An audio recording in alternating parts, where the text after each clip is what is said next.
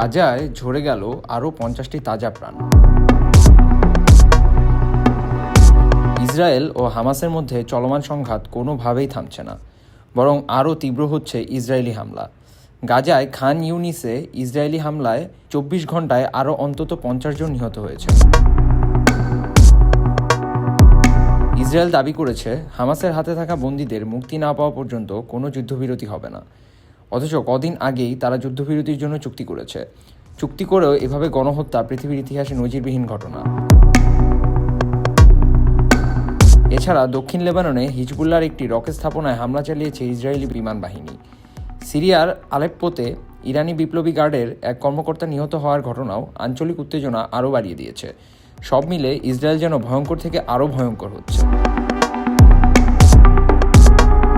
মিশর এই সংঘাত নিরসনে কূটনৈতিক প্রচেষ্টা চালিয়ে যাচ্ছে।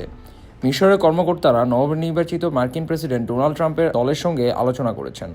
তবে ইসরায়েলের দাবিকৃত বাফার জোন সহ বিভিন্ন শর্ত আলোচনাটাকে জটিল করে তুলেছে। এদিকে ইসরায়েলের পররাষ্ট্রমন্ত্রী গিদন সাআর আন্তর্জাতিক অপরাধ আদালতের সিদ্ধান্তের তীব্র সমালোচনা করেছেন। ইসরায়েলি নেতাদের বিরুদ্ধে কোনো আইনগত পদক্ষেপকে অযৌক্তিক বলে আখ্যা দিয়েছেন। এরই আগে ইসরায়েলের বিরুদ্ধে আন্তর্জাতিক আদালতে বিচার হবে বলে জানা যায়। ইসরায়েল বারবার উল্লেখ করেছে যে তাদের মূল লক্ষ্য হামাসের সামরিক শক্তিকে নিরস্ত্র করা ও বন্দীদের মুক্তি নিশ্চিত করা। তা করার দোহাই দিয়ে একের পর এক হামলা করেই চলেছে তারা। সংঘাত এরই মধ্যে লেবানন ও সিরিয়ায় প্রভাব ফেলেছে, যা পুরো অঞ্চলে আরও বড় পরিসরে অস্থিরতার ইঙ্গিত দিচ্ছে। যুদ্ধ ঘিরে সাধারণ মানুষের উদ্বেগ বেড়েই চলেছে, তবে কোনো ভ্রুক্ষেপই নেই ইসরায়েলের। ফারদিন অর্প, ঢাকা ওয়েস্ট।